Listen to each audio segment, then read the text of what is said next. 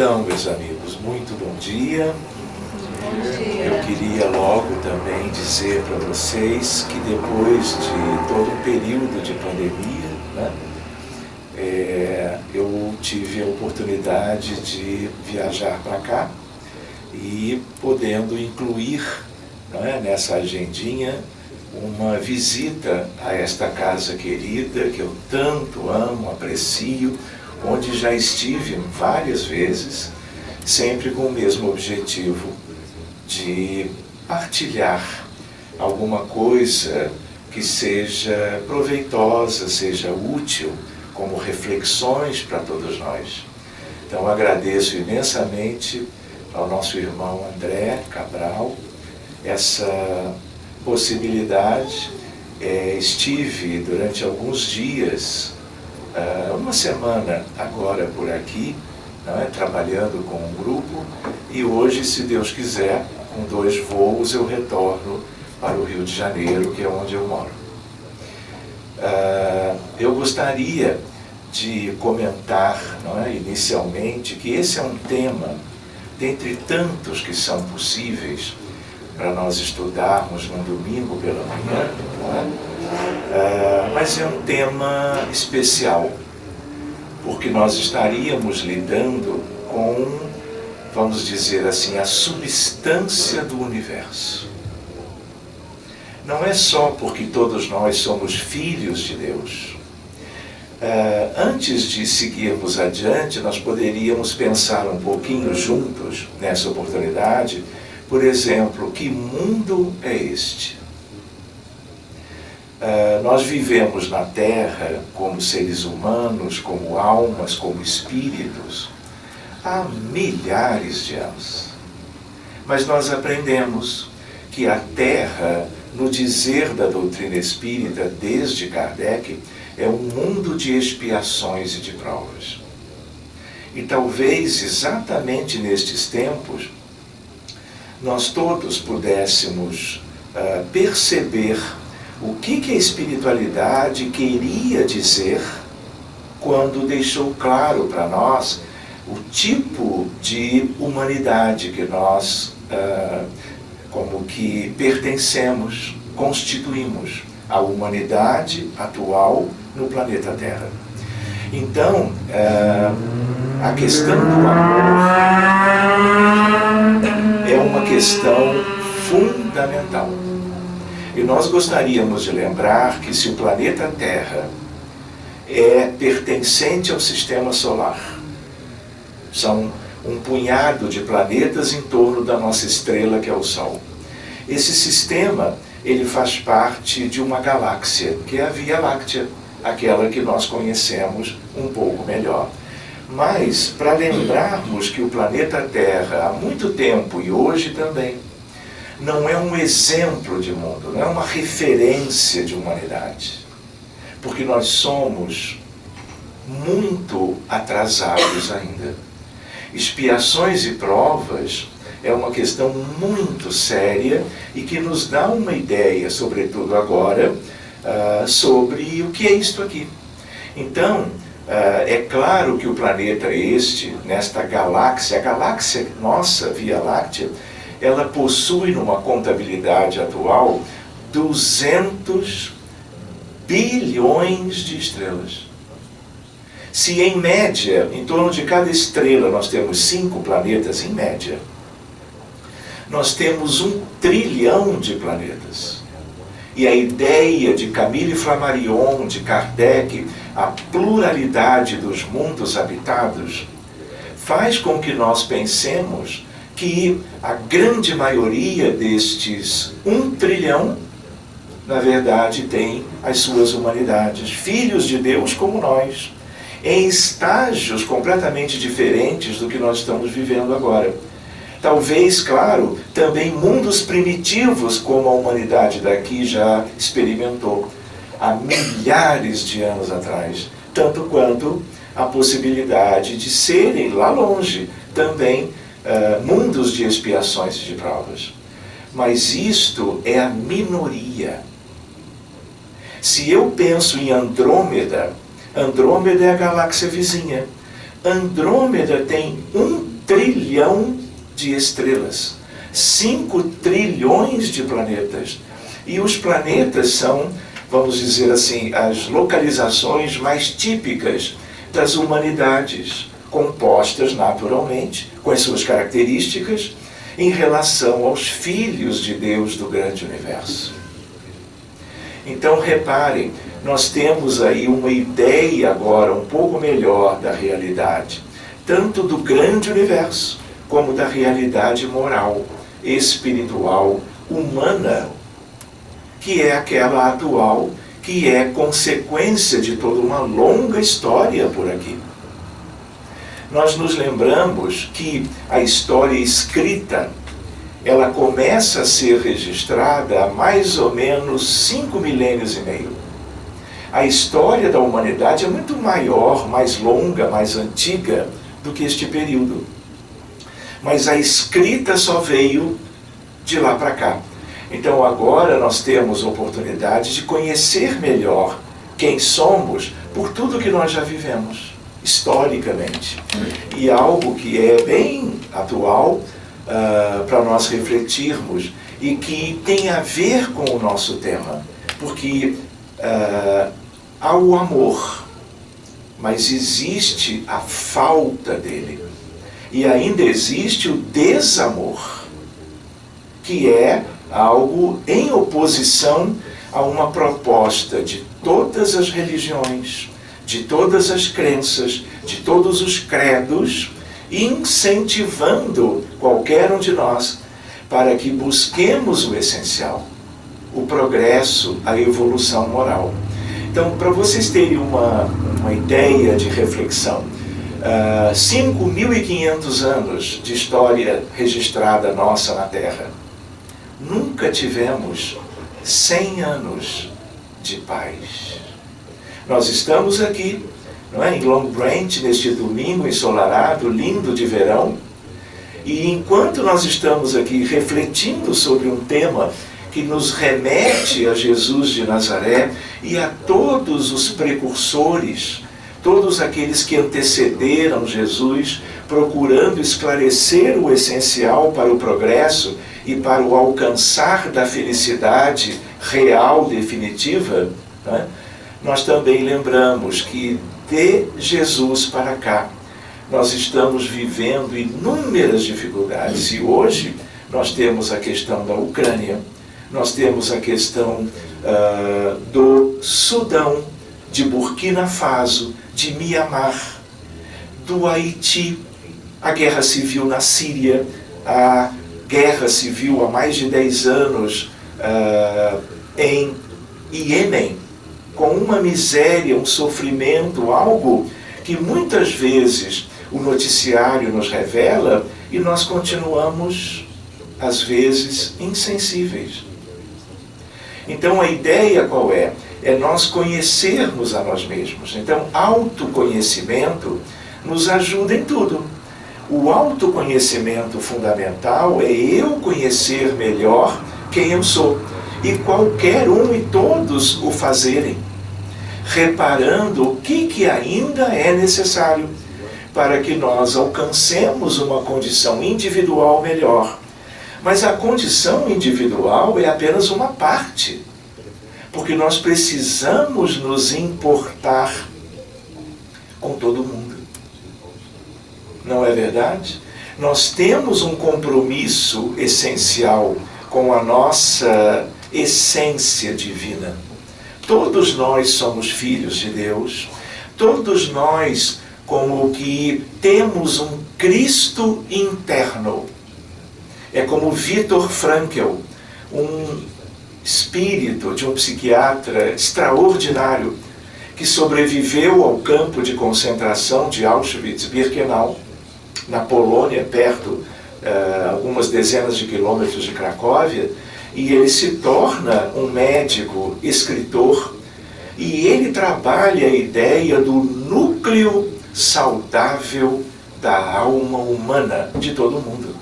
Esse núcleo saudável é o Cristo em potencial, porque mais milênio, menos milênio, nós vamos progredindo mais e mais, e alcançaremos níveis de evolução que nos trarão a felicidade que inconscientemente ou conscientemente nós todos almejamos. Então nós nos lembramos, quando refletimos, né, sobre que mundo é este, também sobre quem somos. Então, autoconhecimento é algo muito pessoal. De você, a cada noite, por exemplo, antes de adormecer, você procurar avaliar as coisas que você viveu naquele dia, naquela semana, quando é o caso, as coisas que você considera que foram bem feitas, bem realizadas, bem sentidas, bem escolhidas, bem pensadas. Por quê? Porque, na verdade, a vida humana, uma encarnação de qualquer um de nós, é, na verdade, o somatório do que nós fazemos cada dia, cada intervalo de tempo. Então, pararmos para uma reflexão em que nós deixamos certas dificuldades que ainda temos de lado e olhamos para dentro. Mas também é autoconhecimento quando nós examinamos a realidade do planeta Terra. Quem somos, porque nós também somos aqueles que estão se equivocando mundo afora. Mas nós também somos aqueles que estão procedendo, agindo de uma maneira correta, em parâmetros, como eu gosto de lembrar, de vida eterna. Porque agora, como espíritas, nós não podemos mais, por conhecermos a imortalidade da alma, conhecermos a existência do mundo espiritual, conhecer ou termos motivações para isto, quem nós de fato somos e tudo que ainda nos resta alcançar em progresso espiritual e moral, nós não podemos mais perder tempo. Vidas anteriores que nos levaram até aqui, perspectivas de vidas futuras que serão melhores do que a atual, desde que nós saibamos cumprir as leis de Deus e investirmos nesse amor, neste progresso, de um modo geral, em todas as virtudes. Outra ideia que também é autoconhecimento, poderia ser um tema para o ano que vem, a realidade espiritual de um mundo de provas e expiações como a Terra. O que nós sabemos? André Luiz, a ideia por ele de que quando ele desencarnou, ele foi lá para baixo. Mas o lá para baixo que ele foi é relativo. Nós conhecemos aquilo como umbral, mas a melhor terminologia hoje é umbral inferior. Nós temos que adjetivar qual é o umbral e é coisa daqui do nosso planeta, a Terra. Pois bem, nós nos lembramos que, por exemplo, quando estamos trabalhando nos hospitais, quando estamos andando de metrô, de automóvel, estamos na casa espírita, estamos numa instituição humana qualquer, na escola, na universidade, os espíritos estão conosco, em casa inclusive, de naturezas próprias e de acordo com quem somos, e quem são também aqueles que lá estão. Então a ideia é de que esse é um umbral médio. Então eu devo, a partir de agora, se acharem válido, sempre adjetivarmos, porque quando você diz, olha, fulano vai para o umbral, não é? Que umbral é esse? Em geral é o de André nos primeiros anos. Mas aquilo é uma parte do umbral. Outra parte é aqui. Aqui temos inúmeros espíritos que estão partilhando conosco estes minutos de estudo. E outros que estão nos ajudando, nos inspirando, nos protegendo, nos auxiliando nos nossos processos pessoais de recuperação da saúde física, a saúde do perispírito e a saúde que mais importa, que é a essencial, que é a saúde da alma imortal, que nós todos somos. Então, a ideia qual é? Vocês lembram quando o André Luiz lembrou da mãe? Depois de 6, 7 anos lá embaixo. Está descrito na obra Nosso Lar. E aí ele lembra da mãe e ele tem um impulso de fazer uma prece, de orar. Imediatamente abre-se, descortina-se um ambiente luminoso. E ele é retirado dali e levado para onde? Para o hospital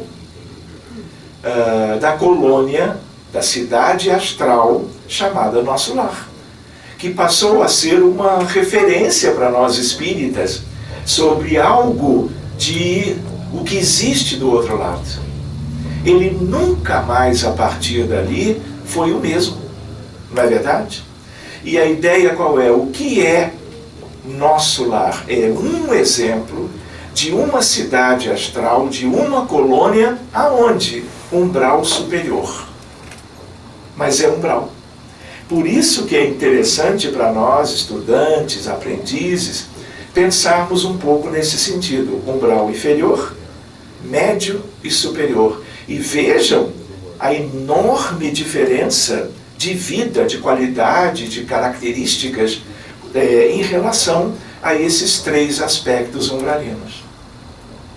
Por isso que é melhor usar, vamos dizer, uma referência interessante. Quando eu digo que isso também é autoconhecimento, porque quando nós conhecemos a casa planetária, a nossa, lá fora é tudo diferente.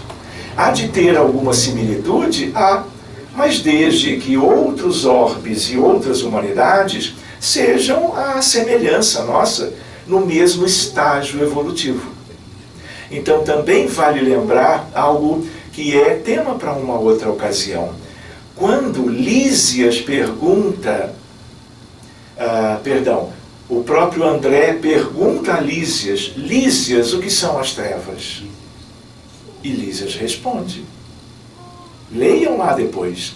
E aí ele fala de uma região do mundo espiritual da Terra que é muito mais limitada moralmente, com dramas inimagináveis, onde vivem desencarnados numa extensão que envolve o planeta inteiro, numa verdadeira escuridão, onde a luz do sol não penetra e qualquer luz tem que ser artificial. E um sofrimento sem par. E o próprio Lísias, quando ele diz a André, é o lugar de maior escuridão e sofrimento que nós conhecemos. Lísias não conhecia as zonas abissais, os abismos. Tudo isso ainda é daqui. E tudo isso é profundamente triste e lamentável, e mentalmente eles induzem os mais diferentes flagelos da humanidade, inspirando para o mal, para a estagnação moral, porque aqueles lá são contrários ao que Jesus, como governador da terra, sempre buscou nos oferecer, para que nós fôssemos felizes. O seu evangelho de amor é uma prescrição de um médico divino em favor de nós mesmos, de cada um, porque é um trabalho individual. Mas também há uma ideia de que para cima do umbral superior, a exemplo de Nosso Lar, nós temos arte, cultura e ciência. É uma esfera toda iluminada, com espíritos de uma condição de conhecimento intelectual, de amorosidade, e eles envolvem também o planeta inteiro. E estes são amorosíssimos. Mas para que nós tenhamos uma ideia de gradação, acima da esfera de arte, cultura e ciência, nós temos aquela que tem a ver diretamente com o nosso tema. Chama-se amor fraterno universal. Os grandes missionários que antes de Jesus e depois dele, até hoje, vieram para nos mostrar os verdadeiros caminhos da evolução, todos eles desceram, reencarnaram. E quando não reencarnaram e foram pessoas extraordinárias nas culturas de todos os povos, no Oriente, no Ocidente, no Hemisfério Norte, no Hemisfério Sul, país por país, eles estão, desde então, inspirando a humanidade, nos ajudando nas nossas escolhas, nas nossas decisões, no dia a dia. Porque é um amor de uma potência extraordinária e que se irradia como a luz do sol, a luz de uma estrela. Estes espíritos das esferas mais altas, eles são estelares. E ainda para a própria Terra, nós temos a esfera mais alta de todas, a do governo da vida, cujos espíritos são ainda mais diferenciados, cujos espíritos têm uma estreita relação com Jesus. Jesus não vive na Terra, mas ele que vive no Sol, como todos os Cristos dos planetas do Sistema Solar, o nosso, ele mantém uma vinculação mais próxima, mais efetiva com aqueles que são os que mais têm a ver em amor, em sabedoria, com o progresso na Terra. Então essa é uma ideia para nós, porque isso também é autoconhecimento. Autoconhecimento, então, são mais de um aspecto. É eu em relação a mim próprio. Tanto quanto a ideia de conhecer a realidade do planeta da superfície, da vida humana distribuída. Nós somos, meus amigos, hoje, 8 bilhões de encarnados humanos. Do outro lado da vida, nós somos 14 bilhões de humanos. A humanidade como um todo, portanto, né, nós somos 22 bilhões de humanos. Nesse estágio evolutivo, em que nós temos toda uma gradação das condições morais. Aqueles que já progrediram muito, aqueles que não progrediram quase nada, isso é como uma curva gaussiana de distribuição da evolução moral. Quem lembra um pouquinho da matemática vai lembrar dessa curva gaussiana. Mas a média ainda é uma média de muito pouco adiantamento moral. Então, quando nós pensamos em relação a amor como dom divino da criatura humana, nós precisamos associar às nossas dificuldades, às nossas realidades. E conhecer o mundo é um estímulo para que nós alcancemos o progresso moral. E quando nós alcançamos, nós favorecemos por amor, solidariedade, compaixão, fraternidade, empatia, solidariedade, caridade, fraternidade, todos esses aspectos que são elementos morais de iluminação da criatura. E aí, pensando bem, nós estamos vindos de milênios de materialismo, de apego às coisas materiais, seduzidos pela ilusão da matéria, completamente equivocados. Porque ao nos prendermos deste modo, mesmo reconhecendo o progresso moroso da humanidade, nós ainda vamos ficando para trás, enquanto que outros vão despertando na frente e vão acelerando a sua marcha. E no materialismo, nós todos nos manteremos nesse aspecto estacionário, tanto para encarnados como para desencarnados aqui do outro lado. Querem ver uma lembrança?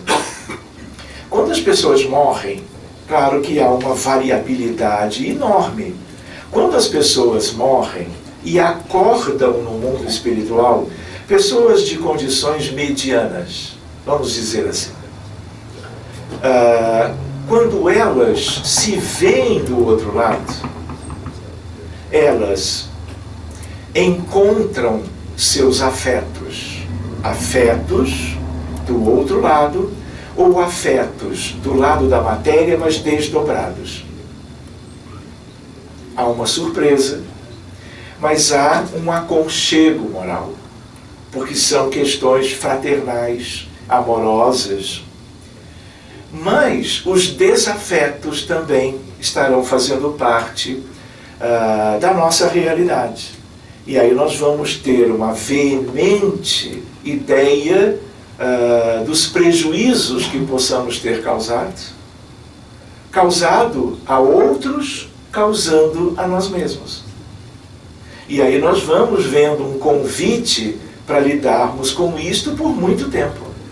Outra coisa que os recém-desencarnados percebem é o mundo espiritual, que podiam até ter uma notícia ou outra se eram espíritas, mas não tinham a menor noção da grandeza, da complexidade, dos detalhes. E pode ver, por exemplo, questões maravilhosas do universo de Deus. Um convite do Criador ao progresso de cada criatura. Por outro lado, ao estarmos para o mundo espiritual, percebendo a nossa desencarnação, nós também olhamos para nós. Em que sentido? Olhamos para o nosso perispírito, sendo mais precisos, para o corpo astral, que tem a forma humana, do nosso perispírito. E aí é outra questão. Se encontrarmos as consequências de nós mesmos fora de nós, nós também vamos encontrar as consequências no nosso mundo, na nossa parte mais material da matéria do perispírito. Cabeça, tronco, abdômen, membros. E aí, em geral, há uma decepção muito grande.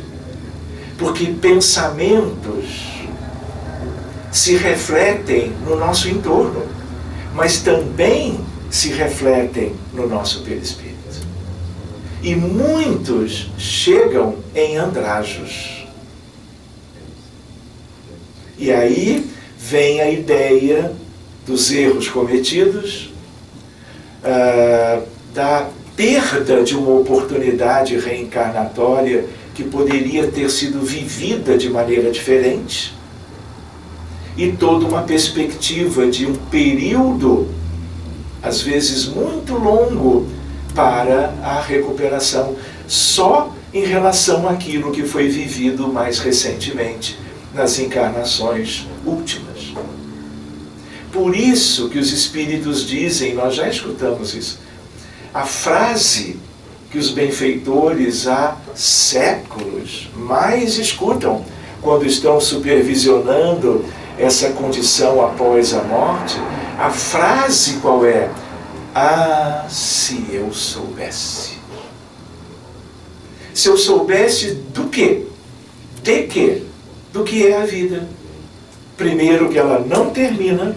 Segundo, que tudo que eu vivi se reflete no meu bem-estar maior ou menor do outro lado. Então há uma decepção de regra. E é curioso, porque os espíritos também dizem que de tanto escutarem algo do tipo, ah, se eu soubesse, ou algo do tipo, o que eu fui fazer da minha vida, do meu tempo, lembrando de questões antigas, né? De tanto escutarem isto, eles providenciaram a vinda de Allan Kardec. Allan Kardec é um espírito de uma grandeza inavaliável. Veio e, na companhia dos espíritos da codificação, nos trouxeram o Consolador prometido. O Consolador prometido é Jesus de volta. Reconheçamos isto, valorizando a doutrina espírita. Não apenas a sua leitura, o conhecimento formal dos 32 livros que tem a ver com Allan Kardec, além do chamado Pentateuco kardeciano, junto do Pentateuco, incluindo a Revista Espírita e etc. Então a ideia qual é? O Espiritismo, porque Jesus já previa a nossa morosidade, a nossa inconsciência moral. E lá atrás, há 2000 anos, ele não disse: eu não posso explicar tudo para vocês, mas eu enviarei o Consolador. O Consolador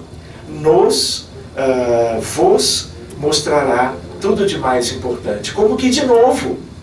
Porque muitos assimilaram a mensagem de Jesus há 2000 anos, quando estavam ali na Galileia, na Judéia, na Palestina, em Cafarnaum, em Jerusalém, em Belém de Judá.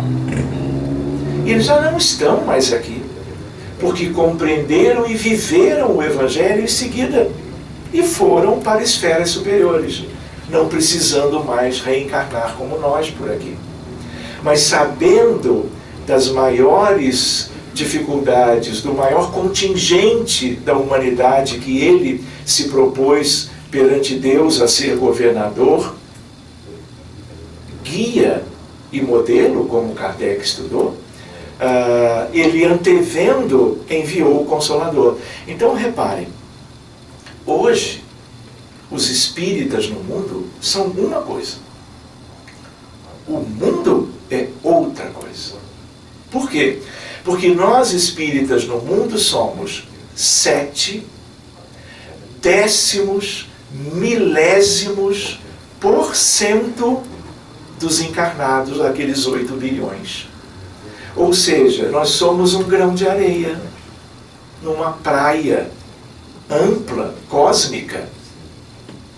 Então, de certo modo, mesmo não havendo privilégios na lei divina, nós temos que valorizar o que temos em mãos. E das mãos ao espírito, do espírito ao sentimento, ao coração, o que falta nesse mundo? Não é o amor? Não são as virtudes? O que sobra? A tríade devastadora: orgulho, egoísmo e vaidade. E essa tríade devastadora que os espíritas estudam, podemos ainda somar a indiferença e a ingratidão. Será que eu me enganei de planeta ao comentar essas coisas? Será que eu estou assim, pensando numa humanidade que não é a nossa? E aí nós nos lembramos das virtudes. O que é progresso espiritual? O que é felicidade legítima, real e definitiva? Virtudes. Qual é o grande convite, se não é este? Substituição gradativa dos vícios morais pelas virtudes, às quais todos os grandes espíritos, grandes não no sentido de altura física, mas é claro no sentido de evolução espiritual, todos eles nos disseram as mesmas coisas. O amor fraterno universal, que é também aquela esfera, está em todas as religiões. Nenhuma religião intrínseca se propõe a oferecer algo que não seja a promoção do bem, da fraternidade, da compaixão, da empatia, da solidariedade, da caridade. Todos eles nos têm falado. Então nós é que somos aqueles que vamos escolhendo o que fazer, como fazer, a que tempo fazermos. O que significa sermos desatentos? Atraso, estagnação, sofrimento. Sofrimento nosso, sofrimento da família, sofrimento da comunidade onde nós estamos, porque o contrário, toda vez que nós evoluímos em algum aspecto, mas uma evolução realmente concreta, nós subimos um degrauzinho, pode ser um saltinho quântico, para entender que é uma coisa bem infinitesimal. Mas se nós ascendemos numa ideia, como os orientais falavam, de ascese, na direção do quê? Não da horizontalidade, do conhecimento científico, intelectual. Estamos falando de verticalidade.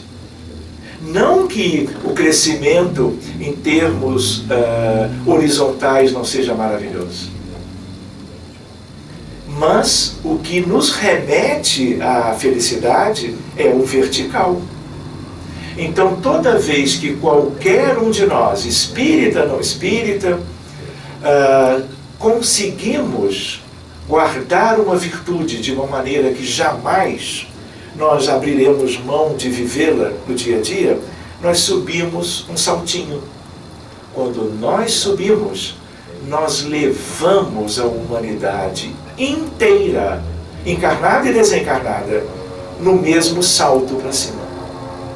Por outro lado, a lei é a mesma. É uma lei moral, é uma lei que tem a ver com algo da física moderna, que se chama entrelaçamento quântico, colapso da função de onda. A ideia de que nós todos vivemos em família. Não é uma família no sentido mais simples. Quando Jesus pensa na humanidade, quando as pessoas oram numa prece sincera, dedicada aos necessitados, age caritativamente, o que acontece? Está sendo feito algo que repercute no mundo inteiro, dos dois lados. Ou seja, também, quando nós nos comprometemos, transgredindo as leis de Deus, nós não retrogradamos, porque não existe retrogradação da lei divina, mas estacionamos. E o nosso perispírito se torna mais denso, mais massa, mais pesado, desce. Quando nós descemos, levamos todo mundo conosco também. Então, tudo o que acontece no grande cenário da vida humana não é só na Terra. Nós estamos lembrando das questões daqui porque é o nosso lugar, e será ainda por muito tempo. Mas a ideia qual é? Tudo repercute. Orgulho, egoísmo, vaidade, indiferença, ingratidão são vírus morais que se espalham pandemicamente, endemicamente, epidemicamente. Da mesma maneira que as virtudes que eventualmente nós, com o esforço pessoal, vamos tentando obter, e uma vez alcançando, nós vamos subir e, sem sabermos, nós vamos ajudar aos demais. Não só pela nossa eventual ação benéfica direta, mas algo que contribui para a elevação do padrão de vida, moralmente falando, espiritualmente falando, da nossa querida humanidade. Muito bem. Então, outra ideia para nós é a ideia de que existe um mundo espiritual, todo mundo já sabe. Quando eu digo todo mundo, os espíritas. Porque os não espíritas, alguns suspeitam, alguns refletem a respeito, alguns têm as suas opiniões, religiões falam sempre, né, de algo que vem para após a desencarnação, ou chamada de morte. Mas nós podemos nos lembrar que há esse convite extraordinário.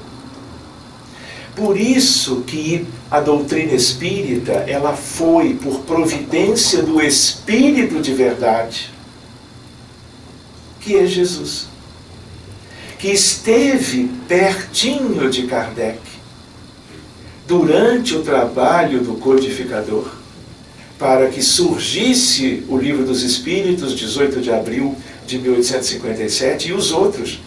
Jesus supervisionando tudo, sob a expressão de espírito de verdade. Por isso que a doutrina espírita, ela nos traz um convite maravilhoso, no sentido do aperfeiçoamento moral e de algo reflexivo para que nós abandonemos o tipo de vida habitual no planeta. gradativamente. Em que sentido? Olha, eu não vou mais ser como eu era antes. Eu preciso prestar atenção nas carências da humanidade, dentro do ambiente familiar. Quem são os meus pais, os meus filhos, netos, tios, avós? Quem somos da parentela corporal? Quem somos, ampliando isto como o Espiritismo nos revela, a parentela espiritual? Quais são as verdadeiras necessidades do mundo e as nossas? E como que nós podemos aproveitar melhor o que nós temos, que é a encarnação atual? Será que nós estamos no dia a dia, do despertar pela manhã até o adormecer à noite, realmente aproveitando a oportunidade atual? Quantas carências, quantas questões estão aí e nós às vezes dentro de casa, no tablet, no celular, né, funcionando muito modestamente no intercâmbio de experiências que seriam experiências edificantes para nós e para com quem nós pudéssemos estar no dia a dia, contribuindo, pensando as dores da humanidade, pensando as dores da alma e as dores do corpo, que são como que uma característica deste mundo e desta grande família de 22 bilhões de seres humanos. Esse valor numérico, para quem não tem a lembrança ou não pôde fazer a leitura, existe um livro muito lindo, leitura obrigatória. Emmanuel tem os romances, há 2000 anos, 50 anos depois, Paulo Estevão, Renúncia, não é verdade? Já leram todos? Pode anotar. Eu mando a lista, brincando um pouquinho. E às vezes é interessante a leitura, a releitura, reflexões novas. Mas existem os livros de instrução de Emmanuel. Por exemplo, O Consolador. Mas existe um que é, vamos dizer, para uma leitura o quanto antes, A Caminho da Luz. Existe um outro lindo que se chama Roteiro, Emmanuel. No livro Roteiro, nós vamos encontrar um capítulo que se chama O Grande Educandário. É claro que é Emmanuel se referindo à escola, ao educandário terreno. Nós só temos que lembrar que, do ponto de vista evolucionário, pensando no desenvolvimento moral e nas aquisições das virtudes, esse educandário é um jardim de infância. É uma escola muito primária. Por isso o mundo ainda é o que é. E aí eu lembro com vocês, o que Emmanuel diz? Ele, no início do capítulo, ele diz, somos 22 bilhões de humanos na Terra. E como somos 8 do lado de cá, mais ou menos, numa aproximação, são 14 do lado de lá. Todos com as mesmas dificuldades, em média. Ora estamos do lado de cá, ora estamos do lado de lá. E mesmo quando estamos do lado de lá, somos os mesmos como nós temos sido. Como que vivendo as consequências dos nossos erros, das transgressões às leis divinas realizadas há muito tempo, de tal maneira que do outro lado é tudo igual. E os que transgrediram mais, onde vivem quando estão na erraticidade? Embaixo. Aonde? André Luiz. Umbral inferior. Trevas e regiões abissais. Ou seja, por que lá para baixo o número de nossos irmãos é tão grande? Porque o perispírito deles, por causa dos erros e transgressões cometidos, esse perispírito é mais denso. mais massivo, como dizemos. E o que é mais massivo, não tem o campo gravitacional da Terra, é tudo atraído para baixo. Como mudar isso? Amando, servindo, pensando de acordo com as propostas divinas através de Jesus para conosco. E aí nós vamos empreendendo um esforço maior, uma velocidade maior, buscando as virtudes que ainda não temos, mas que estão à nossa disposição. As virtudes vão vir, assim como que caindo, se derramando sobre os filhos de Deus? Diretamente não. Elas precisam ser geradas, vividas, conquistadas de dentro de nós. De fora, nós temos Jesus. Nós temos Kardec.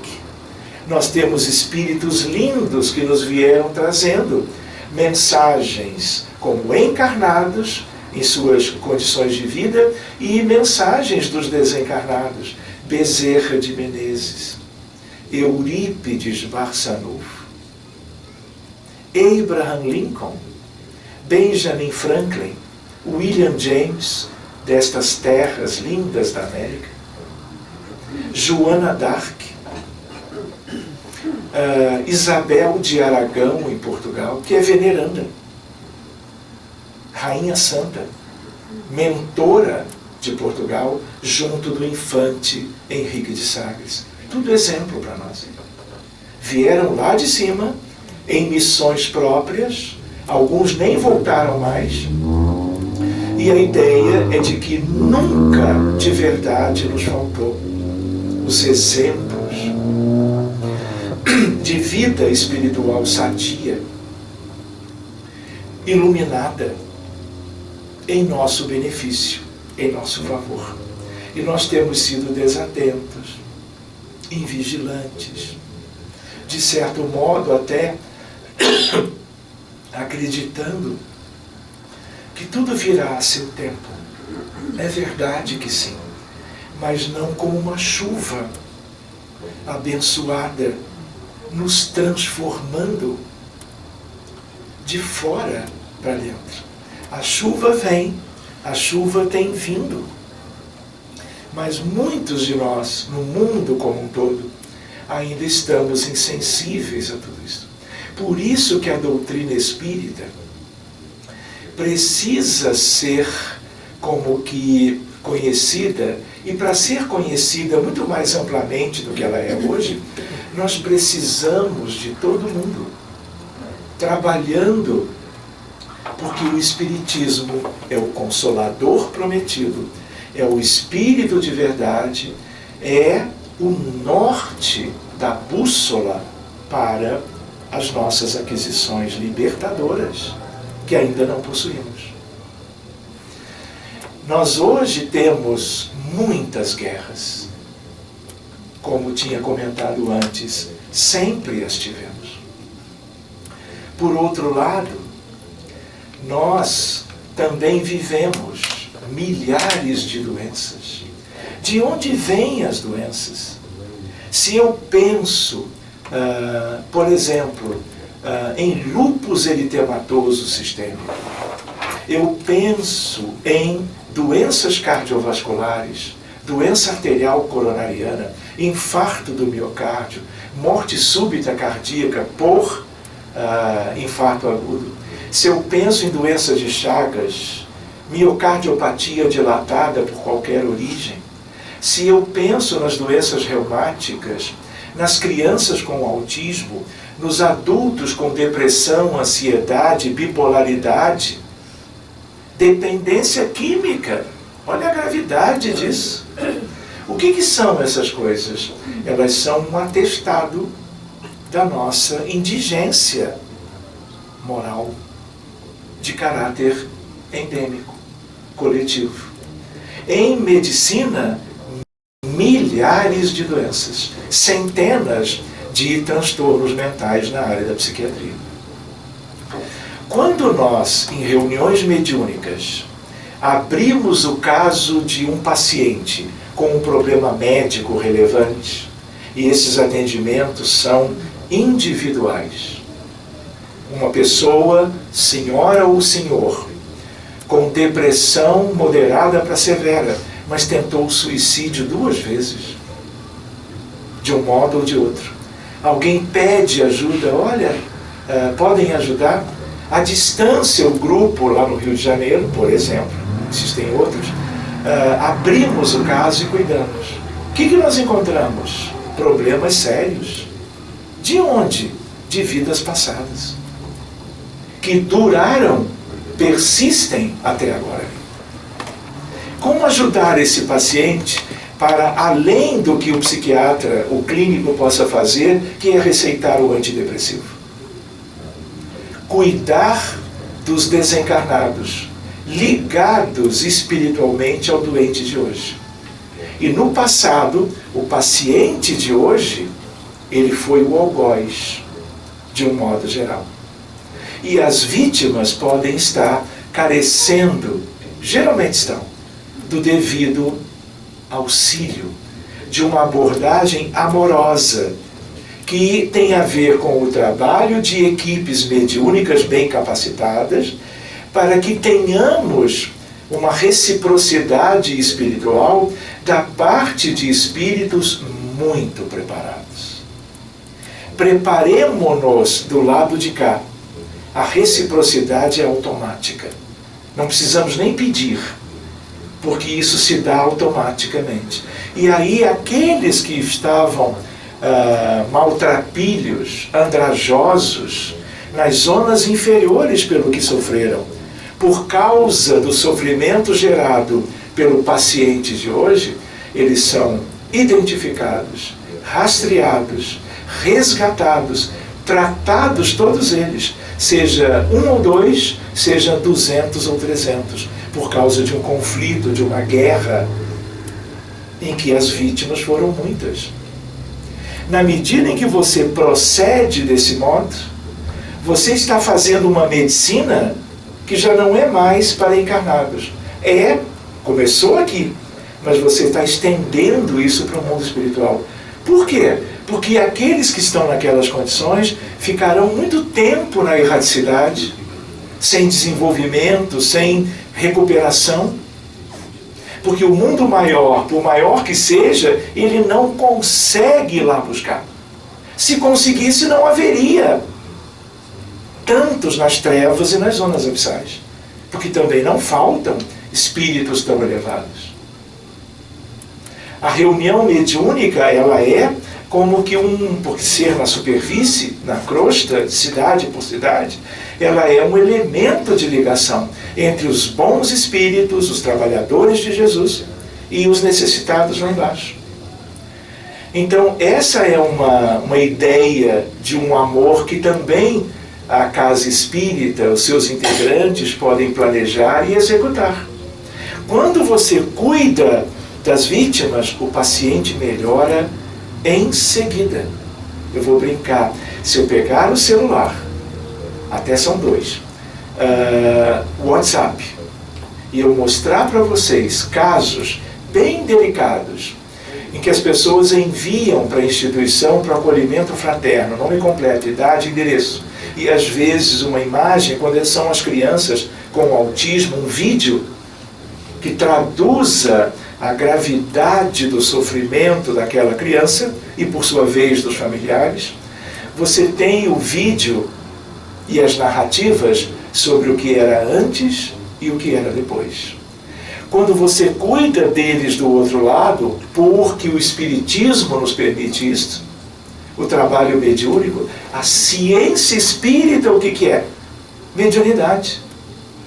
Aplicada de maneira própria para um mundo como o nosso, não é? Em que o socorro aos sofredores importa veementemente.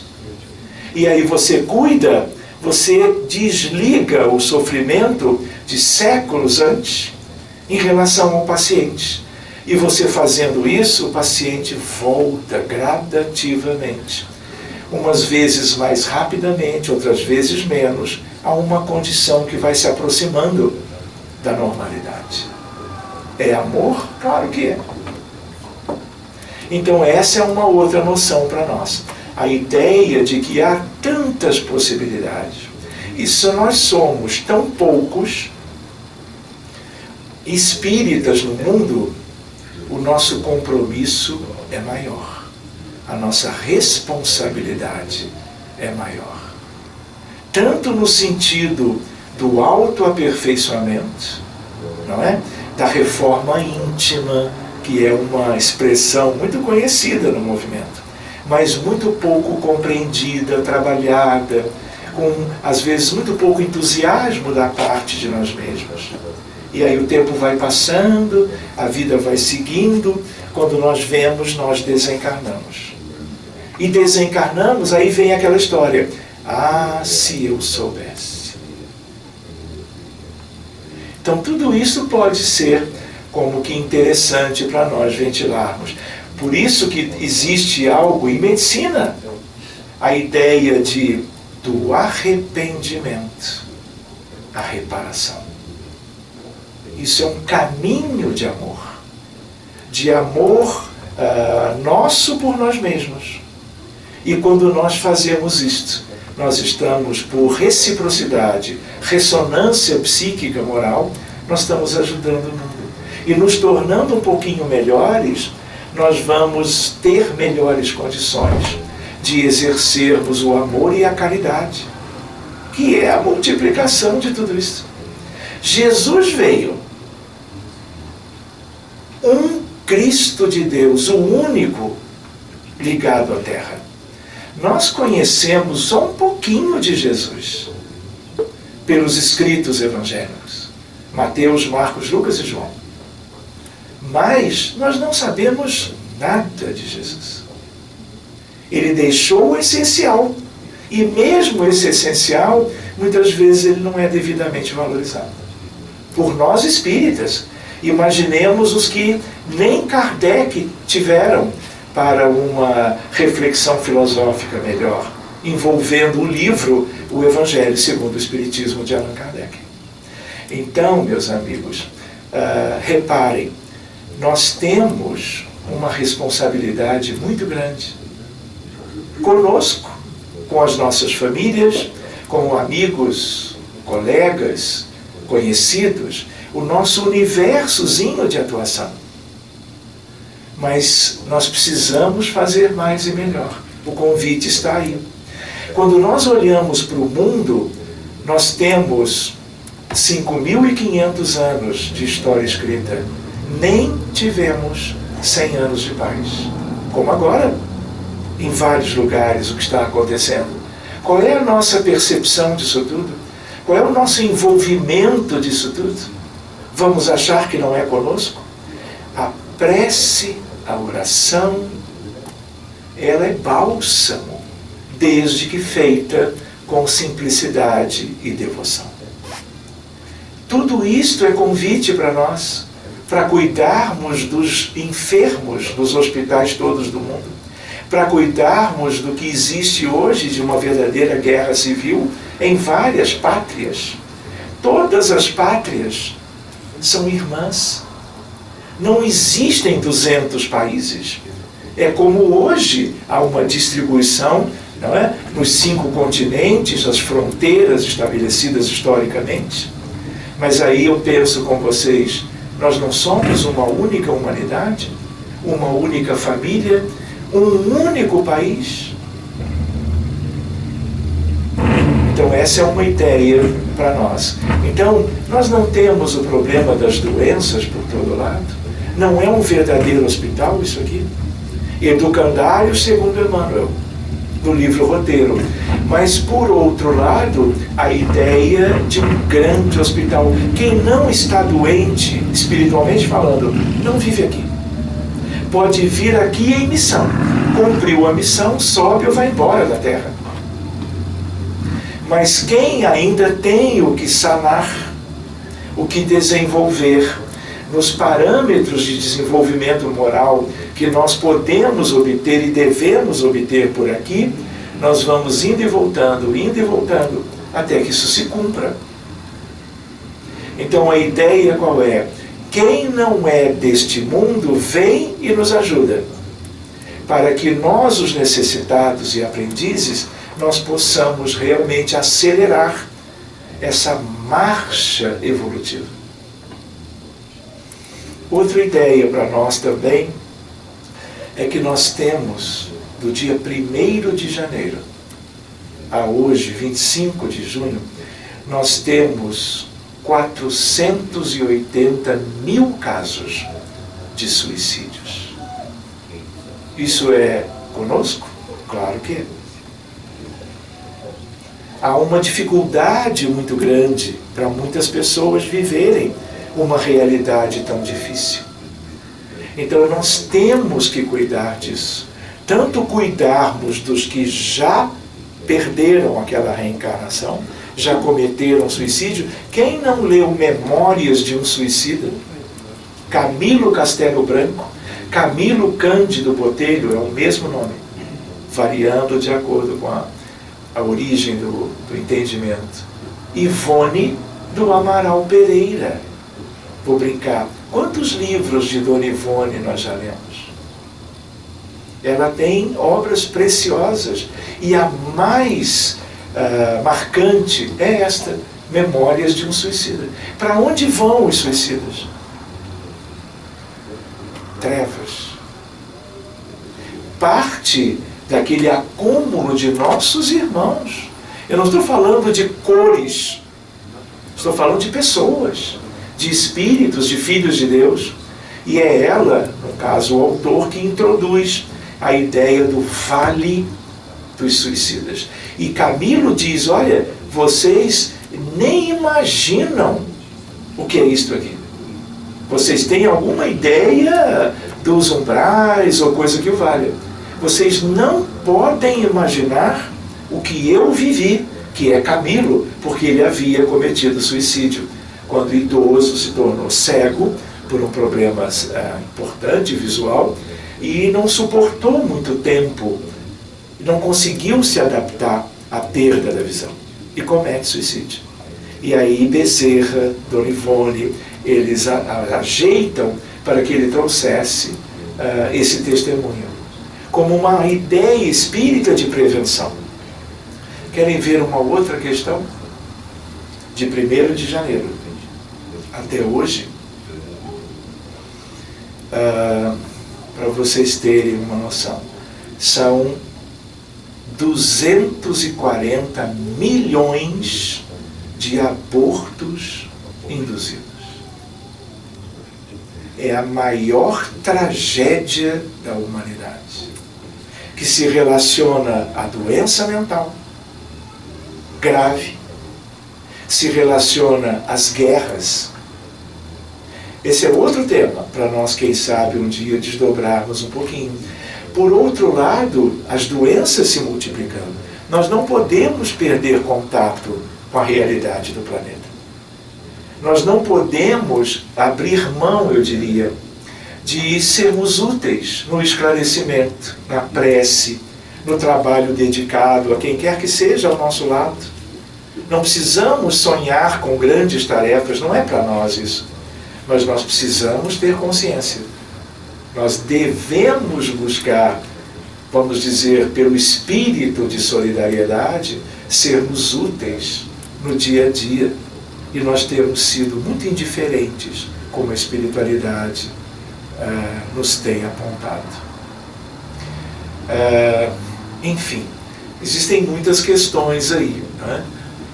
Como nós já estamos mais ou menos no horário, né, eu queria agradecer a vocês que estamos juntos aqui por esse domingo, né, de verão aqui, lá no Rio de Janeiro, de inverno. Feliz por estar de novo com alguns de vocês, outros que eu vou conhecendo tão somente hoje. Espero que a vida nos permita estarmos mais vezes juntos, lidando com tantos temas possíveis, que o Espiritismo nos ajuda, nos ilumina, nos permite, né? São sementes de amor, sementes de progressão, e nós todos precisamos de tudo isso. Então eu queria mais uma vez agradecer a vocês todos. Se vocês desejarem, né, podemos ver algumas dúvidas, colaborações, comentários a respeito deste ou de qualquer tema. E a questão do nosso irmão André achar válido ou não. De minha parte, resumidamente, era algo que eu fui me lembrando de partilhar com vocês. Muito obrigado, queridos. Então, o que o Espiritismo o que o Espiritismo fala sobre o autismo? Nós temos que ter um pouquinho de cuidado, porque o Espiritismo não fala de autismo. Os espíritas falam. E alguns falam com mais propriedade, outros com menos. Mais conhecimento, outros menos. Então, meu anjo, olha só. Autismo é um problema de saúde mental, um transtorno. Foi descrito a primeira vez em 1943 por um psiquiatra chamado Leo Kanner. Ele viu 11 casos que tinham as mesmas características. Problemas de fala, de comunicação, socialização e movimentos estereotipados. Era a tríade, e é até hoje. Só que passaram-se décadas, lá de 80 anos atrás, exatamente 80 anos atrás. E era uma questão que não se conhecia, que não tinham casos com tanta frequência para serem melhor estudados e as pessoas se dedicarem a isso. Mas de 20 anos para cá tudo mudou. Então existe um crescimento exponencial do número de casos, não só porque o número de casos cresceu exponencialmente, mas os médicos, neurologistas, psiquiatras, famílias, pediatras foram aprendendo a reconhecer algo que até então ficava meio estranho, meio sem diagnóstico. Então, espiritualmente é uma questão muito séria. Como eu comentei antes, toda doença ou transtorno é efeito. Todo efeito há de ter uma causa. E a causa, ela é espiritual, seja para o câncer, seja para a bipolaridade, seja para a ideação suicida, seja para o autismo. Se eu olho hoje com os elementos de ressonância mais modernos, eu estudo o cérebrozinho das crianças autistas que morreram, e os pais autorizaram as pesquisas histológicas, etc., você tem um leque de alterações bem sutis, pequenas, mas em áreas fundamentais, porque no fundo tudo no cérebro é fundamental. Tudo, cada milímetro é importante, de cada das muitas zonas cerebrais. E aí muitos colegas, espíritas ou não espíritas, acreditam que a causa é por causa dessas alterações. É a mesma coisa que acreditar que a depressão que é a maior pandemia mundial de doença mental, ela é por causa da diminuição dos neurotransmissores. Dopamina, ocitocina, noradrenalina, coisas dos neurônios, né? Tudo está mesmo diminuído nos casos acentuados, mas isso não é causa. Pensar que a depressão é por isso é uma ilusão. O Espiritismo veio mostrar o quanto isso é ilusório, porque a causa é espiritual. Então, analisando-se na reunião mediúnica, após o acolhimento fraterno, você vai ver dramas desta vida, em alguns casos. Mas como é razoável, a maioria são dramas do passado. Reencarnação A, B, C, ao longo de séculos.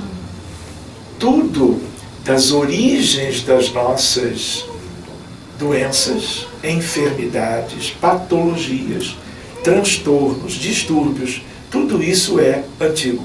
Antigo de décadas anteriores na vida atual, mas com muito mais razão de um passado longínquo. Então o que acontece? Eu vou só comentar, porque isso pode ser um assunto, sei lá, para 2024. Esse é um tema importante que você mencionou. a ideia de que quando nós abrimos para meninos e meninas com autismo, nós temos nível 1, 2 e 3. Tipo, leve, moderado, grave ou severo. Quando os que nos chegam, seja no consultório, seja no centro espírita, são moderados ou graves. Porque os leves são mais fáceis de administrar, pela família, pelos colegas. Mas tem casos que vocês nunca imaginariam que isso acontece no dia a dia do Brasil e no mundo. E aí o que acontece? Os casos que nos chegam são moderados ou graves. E sempre quando nós abrimos, nós encontramos sérias questões espirituais. Para dizer numa palavra só, guerra. Guerra. E guerra é comum por aqui? Errei de planeta? Nós não tínhamos lembrado de algo trágico? Então, nós precisamos lembrar. Tivemos a Primeira Guerra Mundial, de 1914 a 1918. De 1º de setembro de 1939 até meados de 1945, outra guerra devastadora. Dezenas de milhões de mortos nas duas. De lá para cá, Vietnã, Iraque, Afeganistão, Camboja. O que é isso, meus amigos? O que é isso? Mostra o quê? A indigência moral da nossa humanidade. E os autores de tudo isso são espíritos abissais que reencarnam e vão à presidência, a primeiros ministros, e vão à política com corrupção, com interesses materiais, armas de destruição em massa. Onde? Seja como for, esse é um outro cenário que nós não vamos entrar. Mas a ideia qual é? Tudo isso vem das trevas profundas.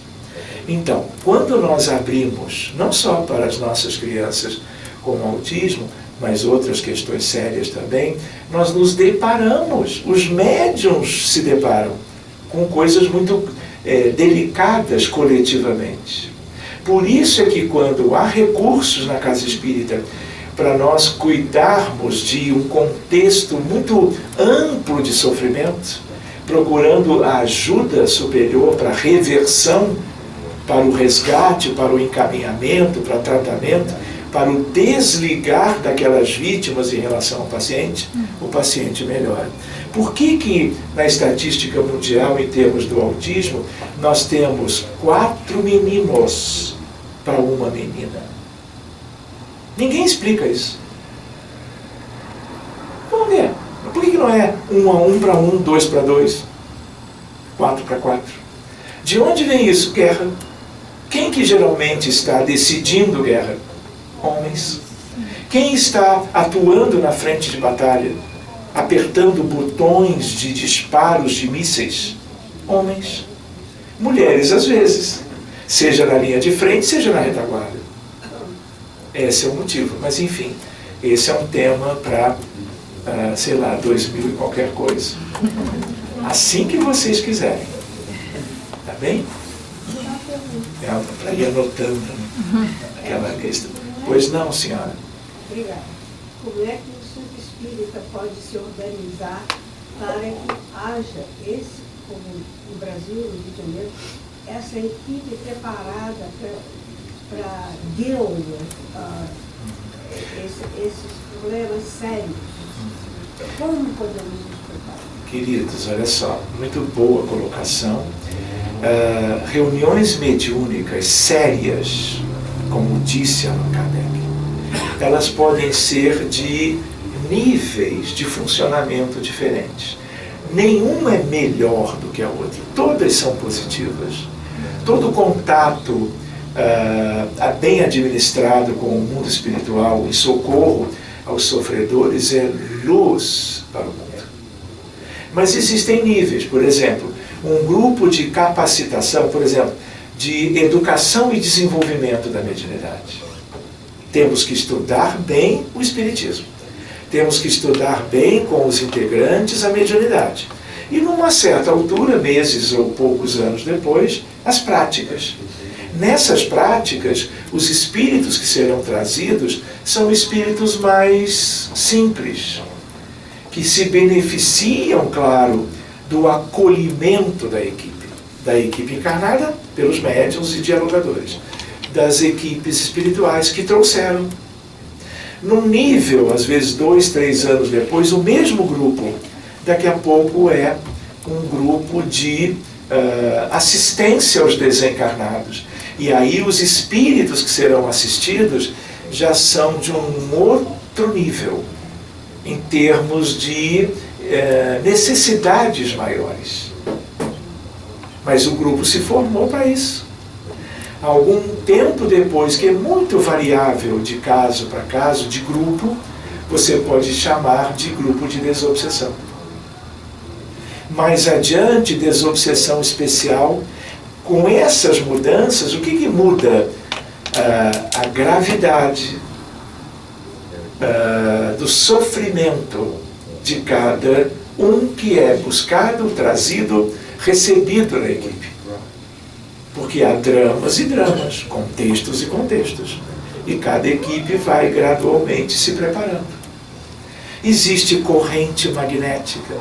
Allan Kardec conheceu. Nos lembra Eurípides Barçanufo, grande amigo, querido. Allan Kardec, quando fez uma das viagens, a viagem para Bordeaux, 1862, ele vai inaugurar um centro espírita, formalmente, que já funcionava. E os amigos do centro espírita de Bordeaux, o primeiro em Bordeaux, eles mostram para Kardec a corrente, tipo uma desobsessão por corrente magnética. E há uma expressão de Kardec, e funciona. E ele volta com a ideia da corrente. Enfim, existem outras modalidades de ajuda aos sofredores do outro lado. Sofredores do outro lado, sempre ligados ao sofrimento do lado de cá. Então a ideia qual é? Capacitação progressiva. Enfim, tudo é possível, é só nós nos prepararmos, combinarmos, nos envolvermos com uma proposta assim, entre dirigentes e trabalhadores de uma instituição espírita, em qualquer lugar do mundo. De tal maneira que, vou contar assim entre nós aqui, né? Eu sou filho de pais espíritas. Ou seja, filho caçula. Um dia eu fui o caçula. E aí o que acontece? Mediunidade, reencarnação, postulados espíritas, questões básicas, eu ouvia de minha mãe e de meu pai, no dia a dia. Reencarnação, quando os meus coleguinhas da escola não sabiam o que era isso, eu achava tão estranho, porque isso era tema diário, vamos dizer, quase lá em casa. Enfim, e a área mediúnica foi como que me convidando, sabe? Sempre gostei daquilo, assistindo o trabalho das outras pessoas, e fui conheci uma questão diferente ou outra. Só para vocês terem uma ideia, com vocês eu posso dividir isso. Eu sou médico já há um tempinho, há mais de 6 meses. E aí, numa altura, conhecendo certas questões na área mediúnica, diferentes, mas muito curiosas, e ali eu vi que havia luz, eu entendi que eu precisava estudar uma outra área de conhecimento. Foi aí que eu entrei de novo para a faculdade para estudar física. Eu nunca pensei de nada disso.